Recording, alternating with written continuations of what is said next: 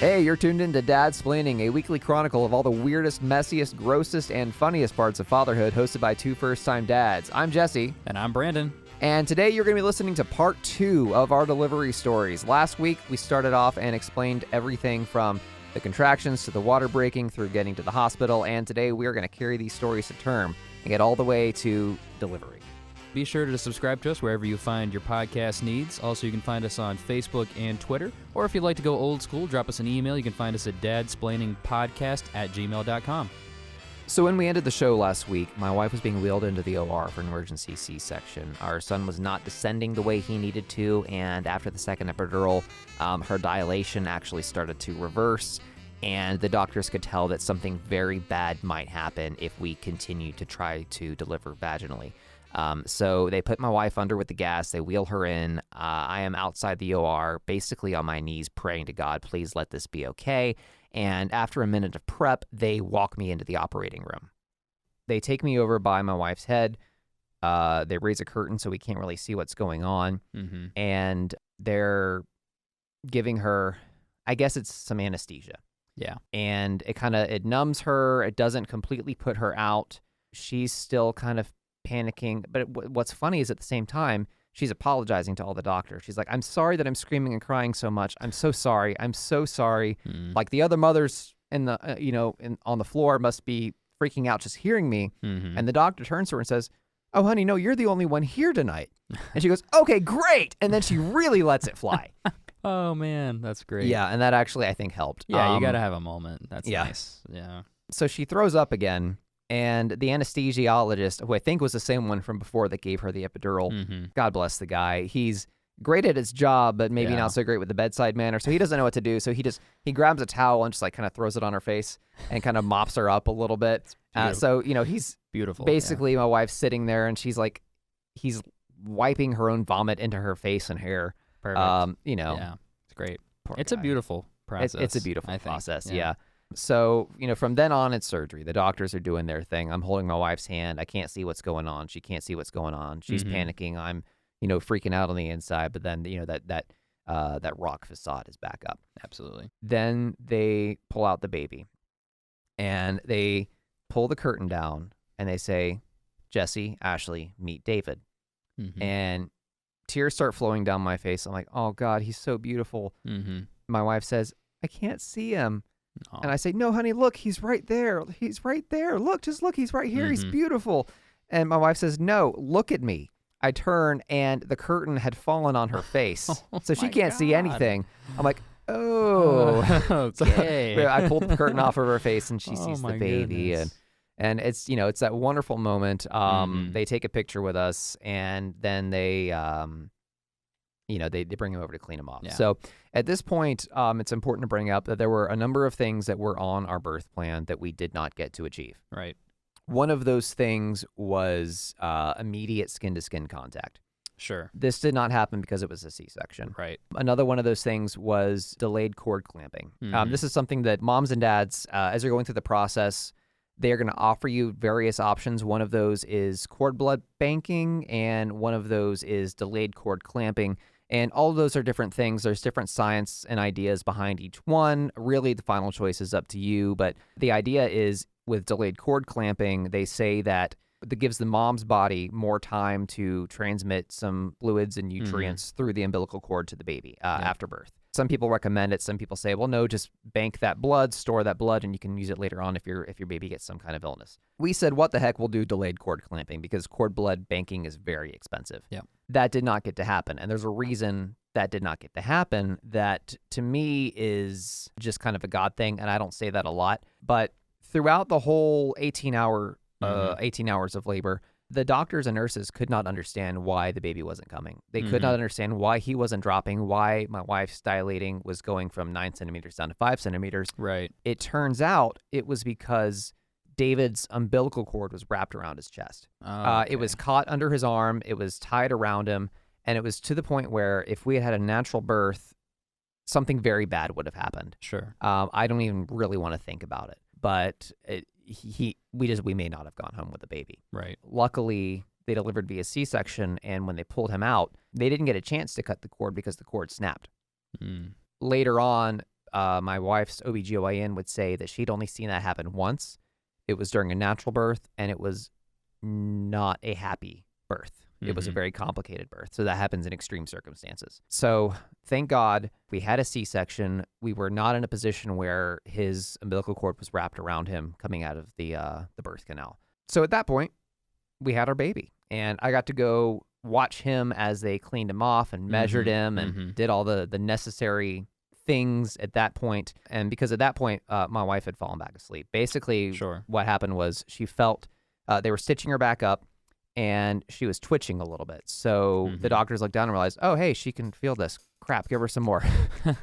So they give her some more, and she passes out. Right. So the golden hour that was on our birth plan, it happened, but it didn't happen immediately after. Sure.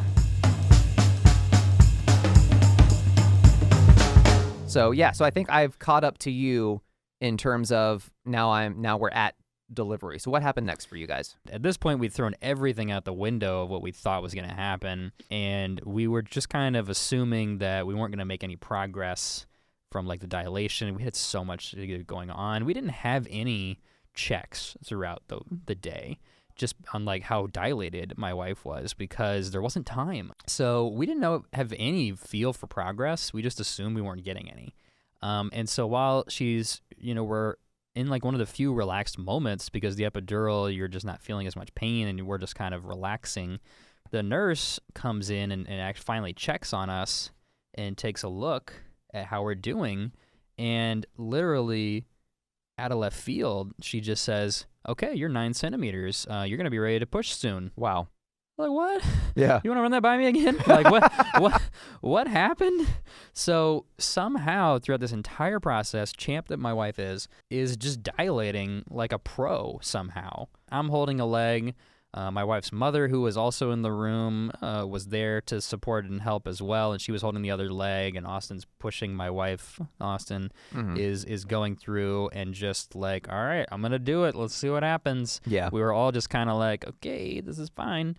And so, we start going at it, and we're just pushing, and then, you basically, when the contraction's revving up, so like I'm using the metaphor because you're thinking back to that monitor I was talking about where you can see the contraction building and then falling off. Yeah. So as it starts to build up, you feel it coming on, that's when you push, because you're taking advantage of all of that to kind of push it out, push the baby out. And so we, a contraction comes along and we give it a try. And it was so fast, the whole thing was happening so fast that we hadn't had time, like all of our family was outside in the waiting area. And we hadn't had a chance to tell anyone like, oh guys, by the way, we're going to start pushing here. We're almost done. And so my mom just like walks in the middle of us pushing in like one of the more intense scenes. And so, yeah, I mean, like everyone's friendly, right? But you don't want to see your daughter-in-law like that. See, now I'm picturing that scene from Knocked Up where Jay Baruchel walks in at the exact wrong moment. He's like, hey, I'm here to help. And she's like, get the F out of here. And he sees everything. He's like, oh, God, I'm sorry. Yeah, thank goodness the rooms are like quite large. Yes. There's a curtain like right inside the door, so when you come in, you don't just walk right into things. You like have to go through the curtain. Yeah, I remember the So curtain. like all of a sudden, like we're pushing, and I look up and I'm like, Mom, what are you doing? So the pushing process continues on, and what really unlocked it for us, for my wife in particular, was getting the right position and the right grip specifically. So when you're pushing, you just kind of start by holding the legs and pulling them to you and then leaning into that and kind of pushing. And for my wife, it was really hard to get enough traction essentially because, legs are not, she doesn't have anything to bear down on. Yeah. Literally. And so that was what really unlocked it for us is the nurse said, oh, hey, by the way, this labor bed that you're sitting in is not just a bed. It's not just for show. This is actually like an Inspector Gadget device where it's got like 1,000 different contraptions to it. It's like Speed Racer's car. Yeah, it just has a lot of different things that just pop out when you need them, and you don't really know you need them until you realize they're there. So if you're going through like normal quote unquote labor, you might end up using different parts of the bed to like lean on and bear down on and support yourself. We didn't get to do all that fun stuff, but the nurse pulled out these essentially like handlebars on either side of the bed. So as soon as she did that, every time she was now pushing, instead of just like gritting it and going like grr, she's grabbing these handlebars for freaking dear life and just like pulling against those. From the point when we started pushing to the point when our son was born was less than an hour of pushing time. Magic handlebars, folks. If you're going through the process, be aware of the contraptions that you have. Ask for things on the bed, like, is there a bar I can hold on to? Some people have like the U bar at the end of the bed, the foot of the bed, and from that point on, it was just a matter of time until he came out. And the best part toward the end, because we can't have enough like drama in this situation, is that my wife's doing like such an amazing job of pushing. Like the nurses are complimenting her on like, wow, that was a great push. And I just thought, oh, they tell that to all the moms. But no, apparently she was doing such a great job. The doctor was in the room finally, because like once you start pushing, she's not there immediately because they know it's going to take some time. So she starts to filter in after a little while, just check on things, see how it's going. They're sitting in a stool like out in front, like getting ready to catch with the catcher's mitt, like they're there in center field catching a fly ball. And my wife's doing such a great job that the doctor had turned to talk to a nurse, and my wife gives the mother push, and the baby starts coming out. And we don't think that the doctor is going to catch the child. And my mother-in-law is right there and like seeing this happening, and she's like reaching her hand out to try to like catch the baby. And thank goodness the like doctor was turning around. And the doctor's like, no, I'm here, I got it. Wow. We're just like, thanks, doc. I'm glad you caught him, because he kind of does. Like the head comes out first, and then you work out the arms. So everything works at that point, and the last thing I'll say is what's kind of was weird for me. I wasn't sure how I was going to feel in the moment of wanting to see the birth, actually. So they say, hey, do you want to see your child being born? And Austin's kind of fearless, so she just was like, yeah, sure. With the mirror. So they wheel the mirror in. So the mirror, and you think to yourself, why would you want a mirror that's got to be super gross and awkward and weird, right? Yeah. So, they wheel the mirror in, and I don't know if I'm going to look. It feels weird. Like, obviously, I've been around, because we have a kid coming. So about to say, I kind of know. There's really no denying it at this point. I kind of know things, but so you think to yourself like, well, okay, why wouldn't you want to watch at that point? Some people have always just said the weird things like, oh, it scarred me, like after my wife gave birth I couldn't look at her the same. I'm like, yeah, really? Okay, fine. Get over it, you big baby. She did all of that work, and I'm gonna be like, oh, you're disgusting me. No. So it's really odd, to watch the baby crowning, the head coming out. And like the whole time, as soon as the head like pops out, that's the first thing, and then you get like a quick pause before the arms come out, and then you're done. And I'm just like, holy crap, his head is here, his head is here. Like I'm just like shouting at my wife, like there's the head, super helpful information. I'm a genius, I can spot a head popping out of a woman, and then he flies out, he shoots out, and just like that.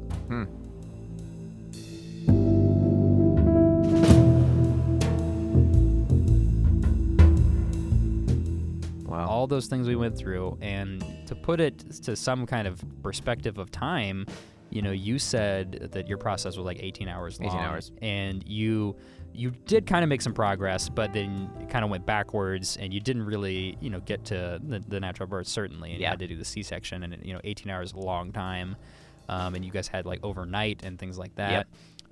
We started our day, 9 a.m. with a doctor's visit, and then we had to rush to the hospital after going to Chick-fil-A, remember?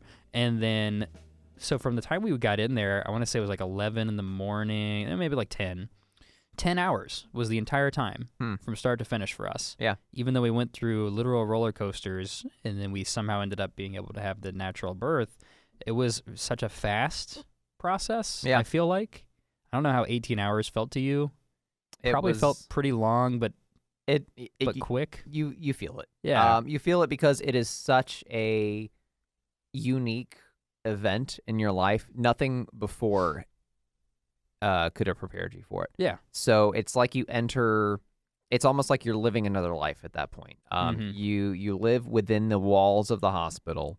You don't see much of the light of day except what comes in through the windows. No. And the next few hours are nothing but anticipation for the baby, anxiety over whether everything's going to go okay, and the immediate physical reality of what your wife is going through, what the mom is going through. So all of that happens. Everything else gets pushed out of your mind.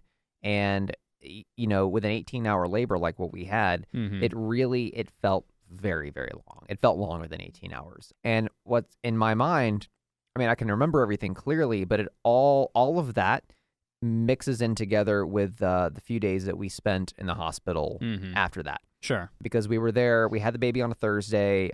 We were I think discharged Sunday. So we were there Wednesday night, Thursday, Friday, Saturday, Sunday, 5 days total, and it felt like weeks. Yeah, just because of the emotional journey of it all.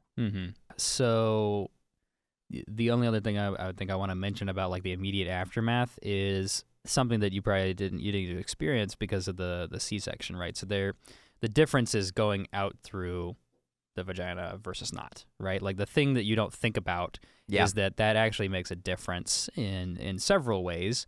And one of the ways that you don't tend to think about is the baby's head. Yeah. Actually being pushed out through a small hole that somehow expands. So our son comes out and he has the alien look to him. And I say alien look, not like, just any old alien, but like literally from the movie Alien. If you think about that alien with a super long head, gray, by the way, if you don't know this yet, they're not going to come out looking normal. They're going to come out looking really kind of wrinkly, gray, bluish tinge to them.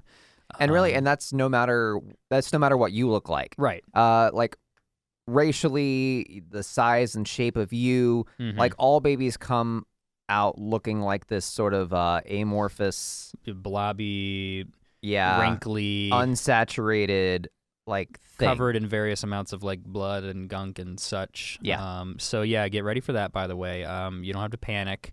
Your baby looks like an alien, but it's supposed to. Yes. And that's then normal. the head, what do I say? Like how smushed the head is, like how elongated the head is just kind of dependent on like the pushing and like how it comes out. Yeah. Because our son's head was like really expanded and like really long. And that's if it goes correctly. Yeah. Yeah, exactly. Yeah. So it's just weird. Be ready for that, and then don't panic because that will normalize pretty quickly. They'll start off looking like one of the guys from Coneheads, and then that'll go away. Except instead of it like up like a cone head, it kind of goes out the back.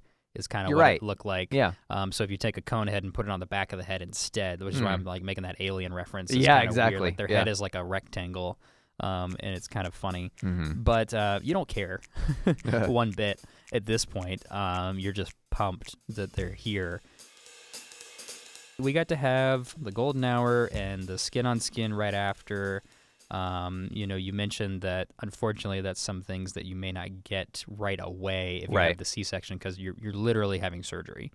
I don't know how people actually feel during the golden hour. Maybe you can tell me your feeling of it, but like for me, I don't remember it feeling like an hour. It went really quickly. Yes. It was very exciting, for sure. It was super exciting, but there was so many emotions of like, I can't believe it. He's breathing right? ?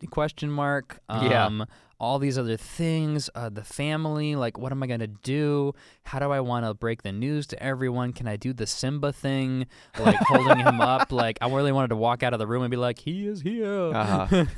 It was really interesting. FYI, really quick, don't do that right away. Your kid's neck is not strong enough to support his head yet. Do not do the Simba thing. No, don't do it pretty much ever. You don't live on Pride Rock. So, we did get to have it, and it happened pretty quickly, and we, the skin and all that good stuff. The one caveat, because again, what is life without some intrigue, right?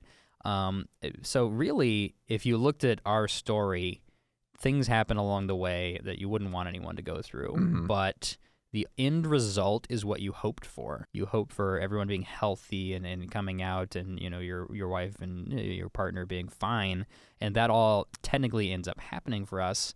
And then it gets really real because there's a person now. Yeah. And it's just it's immediately kind of terrifying because they don't know how to breathe. They have never breathed before. They don't know what to do. They're not looking around really. Like, it felt very fragile for me. And one of the first things that happened for us not too long after was they were concerned about his breathing. Mm-hmm. It was really fast. And they told us that, okay, we want to watch this, and we really want to see that come down. We want to see a return to normal. So you go through all these emotions, and then you get some news like that, and you're like, this is not what I want to hear. Yeah. What does that mean? What's happening? We had like a 1 to 2 hour golden hour kind of with that whole process. We were just sitting in the room, hanging out with him, and just kind of holding him and being with him, which is great, but we were doing it because we needed him to calm down. We needed him to see if he could calm down. And supposedly, like, being with mom and getting that skin to skin, it soothes them, it calms them down. So we had to kind of immediately switch to being worried again if something was going to happen. So the good news for us is that nothing was the matter. He calmed down eventually, and they were fine, and they felt good enough to send us over to the recovery room, which is like a different step. Like, you finished with the labor room, and now you have to move. We were in the labor room for at least an extra hour or two, but ended on high because, of course, he did calm down. Everything was okay, but that initial moment after can be very scary because that's when things are really the most fragile. I mean, during the entire labor, it's very fragile and tenuous, but even immediately after, because then there's a lot more things. The entire environment's different for the kid. What was it like for you guys? So like I said, we did have the golden hour. We didn't have it immediately because my wife was put back under when they realized that she could feel her stitches being applied. So I had that first few minutes with David while the nurses were cleaning him up, measuring him, weighing him, all that good stuff. Then they wheel her in. They reintroduce her to David, and then we had the golden hour. Yep. It probably, I think, lasted about an hour and a half. It really felt much faster than that. Like 15 minutes, right? Exactly. Because like you said, there's so many emotions going on. Yeah. It's very difficult to process it all. And what's funny is the moments leading up to the golden hour when it was just me and the baby and the nurses, that felt much longer. And I think it was because that was like my first fresh few moments with him, and they were doing all these different things with him, measuring him, making sure it was okay, showing me different little things, telling me things to do. Sure. I don't remember right now what any of them were. You had time with him. Yeah. That's nice. And I got to see him pee a few times. That was really cool. That's interesting. Yeah. How long was it from the end when he comes out of the comes out before you got to the golden hour period? It was probably just a few minutes. Oh, okay. It was probably 5. I wasn't quite sure if because you're describing a lot of things, but I know everything happens very quickly. Yeah. They measure him. They see how long he is. They see how much he weighs. They check the size of his hands and feet, and then they brought Ashley in. Woke her up. Okay, good. So it wasn't too long. Yeah, exactly. And the golden hour was very cool. It did move very fast. It was those intimate moments. There was skin-on-skin contact for both of us. And then at one point, I did step out to go talk to my family, which they were waiting in the adjacent room. It was my parents and Ashley's parents. It was just them. And, said, hey, everything's great. Baby's born. We'll come see you soon. Yeah. It was very quick. There were a whole lot of emotions going through. Luckily, we didn't have that scare like what you guys had where they said, okay, something may be wrong still. There wasn't any of that immediately. Yeah, for sure. That's good. What, I got to ask, did you do skin to skin as well? Not at first. Not during the golden hour. Okay, it was later on after. In the recovery? Yeah, okay. yeah. Okay. I remember feeling a little bit like robbed about that. It was like my wife had the hour and a half with him, and then I was like, okay, now, and you kind of now I'm ready to do it. You forgot about you. Yes, exactly. Because they need to take the baby. Yeah. They call it the golden hour, not just because you get time with the child and it's the special first hour, but because you kind of only get the hour, and then they need to do stuff. Yep. And so going back to the skin to skin, I ask because, it's something people kind of are probably hearing about, and you just immediately think, okay, mom skin to skin. But something people don't talk about is dad skin to skin. So it sounded weird to me. And I had seen in like some videos in my birthing class and like kind of getting prepared, like where they showed the scenes where the dads are shirtless and the babies are with them. And I'm like, why is that dad shirtless? Like, that just seemed kind of odd Seems to a little me. creepy. And my wife's like, oh, it's for skin to skin. Like, what are you crazy? And I'm like, really? Like, should I do that? Like, for me, I wasn't sure. Like, I don't know. It felt a little weird. And so I didn't do it, really. But the reason I didn't do it is kind of the same as you. Like, it felt so fast. Like, so my advice on the back end here from both of us really is like, think about getting that skin to skin, dads. Think about dividing up the hour, even if you just get a few minutes. Because I can tell you now, you said you did it eventually. Eventually, I didn't end up doing it at all, like in the initial aftermath. But what's been interesting for me, and I'm not going to go off on a big tangent, is like when we do bath time, that's kind of the only other time he's really naked. And so the bath time, when you start doing that, is the first time he's kind of naked after the birth experience. And the first time I went to bathe him, I pick him up and, strip him all down and I carry him and I'm like, wow, this feels really great. And it's something I never quite expected to feel so meaningful. Yeah. And I just kind of realized that's what I had missed in that initial moment. I'm grateful that when you do something like a bath, you can still kind of have that skin to skin because it just felt. There's really few things that have felt like so connected and emotional to my son, and like it immediately I can kind of feel much deeper feelings, much deeper kind of like love for my son in that moment. So I'm assuming that's what like the skin to skin was like for you. Like it's we're not hyping it. It's not overrated. Like it's feels properly rated. It's properly rated. It's properly hyped. It feels really amazing. Yeah. And on that note, I'd like to share a couple of cool stories that folks have submitted to us over email. That email address is dadsplainingpodcast@gmail.com. Any fun stories you want to share, questions you have, things you want to hear on the show, feel free to send them there, dadsplainingpodcast@gmail.com. Our first story comes from Matthew. All right, Matthew says, he gave me a few things he did wrong, things that went well, and things that just went through his mind. Here's what they did wrong. He says, my wife and I had a book that offered some phrases that I could use to attempt to keep her calm through the process.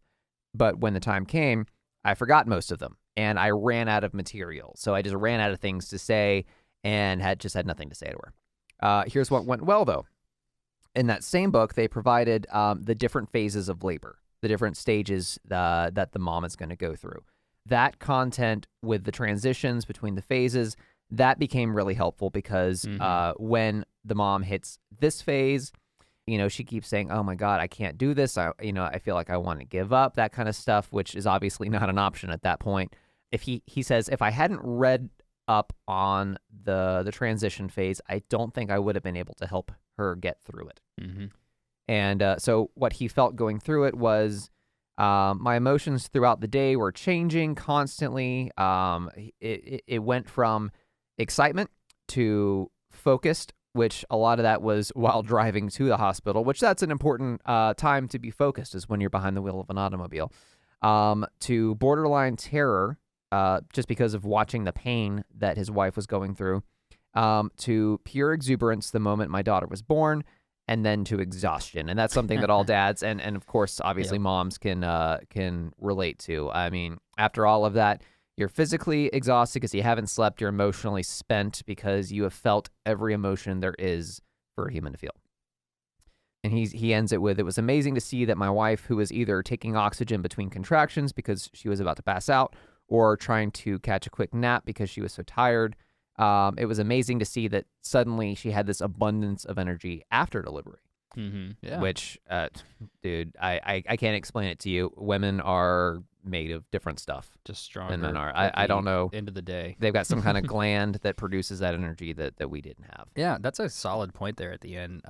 Same kind of thing happened with me and my wife, like, as soon as you move to the recovery room, she's just like walking around and like doing stuff. I couldn't believe it. I don't think I processed it at the time, but that's a solid point. This next story comes from Jason. Jason says, our daughter arrived in the middle of the night, and I was napping while my wife was doing her labor thing. All of a sudden, I am woken up by the nurses telling me it is go time. The first thing I do is go to brush my teeth. Okay, Jason. All right. Then for 45 minutes, I stared at a corner of the wall behind her head while cheering her on because I was afraid to actually look. But unfortunately for me, there was some hospital wall art that had reflective plexiglass in the frame. So I did. So, I did see what I was trying to avoid, and I nearly passed out. Oh my gosh. Okay, so that is something that's real. Yeah. I understand being afraid to witness the graphic stuff because you have a weak stomach and you're afraid you're going to pass out. I don't understand the fear that you're no longer going to find your wife sexy or something. Like, that's stupid. That's bullcrap. Mm-hmm. But what you're saying is right on the money. Like a weak constitution, like that's yes. a different story. Yeah. Yeah. So he says, I nearly passed out. Then our daughter was born and I cried for 10 minutes. True story. Yeah. Yeah. We can all relate to that. Mm-hmm. Really want to dig into the brushing the teeth situation. Like, yeah, about that, Jason. You honestly could have gotten away with that. You could have left that out and we would never have known. I feel like that's like Yeah. your house catches fire and you're like, okay, but let me finish this episode of Westworld. Or let me take a shower real quick because it's kind of hot out there. Let me. Okay, so this next story actually comes from a mom. This is from Karina. Karina says, my husband passed out after the delivery of my daughter. Hey, common theme here. Apparently. It was a C-section, and he made the mistake of looking past the curtain as they were putting my organs back in. Ooh, yeah. Yep. Okay. He got up to walk out, and the head nurse ended up holding him up until someone could get him out. Mm-hmm. She says he will deny that part. He remembers walking out of the room and waking up as if someone had poured water on his face. That was his own sweat. Oh, my goodness. Yeah. Yeah, stuff gets real. Yeah. Yeah. I guess we can laugh at that now, I guess. Oh, yeah. Yeah, you can laugh at it now funny. now that there's funny some now. distance But behind because it, yeah. we've been through that, it's so raw for me. I'm still thinking about it. I'm like, yeah, it's not funny at the end of the day. But. Yeah. Okay, so this next story comes from Greg. Greg says, I was obsessed with not knocking over anything in the operating room. There was a light stand right next to where I was sitting. It freaked me out. Mm-hmm. I knock things over a lot. Yeah, that's all part of the fear. I'm a clumsy guy, too. I tend to knock stuff down wherever I go. Mm-hmm. And, yeah, I was filled with anxiety the whole 18 hours. I was like, am I standing too close to this thing? Yep. What is this? Are there any buttons I need to avoid pushing when I'm, lying down in the bed with my wife, that kind of stuff. So, yeah, I totally get where you're coming from. It's true. Greg. Everything feels super critical. And there was a definite moment where we think somebody knocked one of the plugs out of one of the machines, and there was just a beeping that happened, like a rather loud, consistent beeping every couple of seconds, and we didn't know where things went back, of course, so we're like, we're going to let a professional deal with this. And so for, I think, at least 30 minutes, it just was beeping kind of constantly, and nobody was coming around to deal with it, so we just... Yeah, we just started trying to figure it out. We were plugging things in, Yeah. and I never felt more unsure of something in my life. I'm like, I swear to God, I better not mess something up. Yeah, And it's like, I which think wire do I cut? I think we figured it out eventually, but it was it's just crazy. Yeah.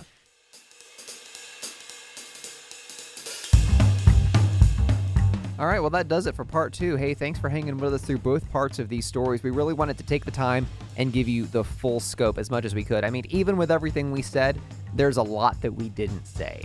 These are crazy, wild times in your life. The delivery day or delivery days, as it may be, as it was in our case, they are just totally unique, and it's hard to know what to expect, but between my story and Brandon's story, it gives you a little bit of an idea of what to know going into it. So thanks for listening. Hey, if you've got a funny dad story of your own, we want to hear from you. Write us at dadsplainingpodcast@gmail.com and send us your stories.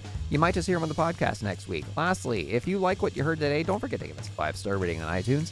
That'll help us reach a wider audience and connect with more dads. And be sure to follow us on Twitter at dadsplainingpod. Hey, Brandon, what are we going to talk about next week? So next week we're going to kind of pick up the chronological timeline. We just went through the birth and all that goes into that. So next week we're going to talk about the early days right after the birth. There's a lot there to unpack, and so stay tuned. So until next time, I'm Jesse. And I'm Brandon. And hey, Brandon, why do cows have hooves? I don't know. Why? Because they lack toes. Like lactose? Like lactose. They lack toes. Oh my God. Thanks for listening.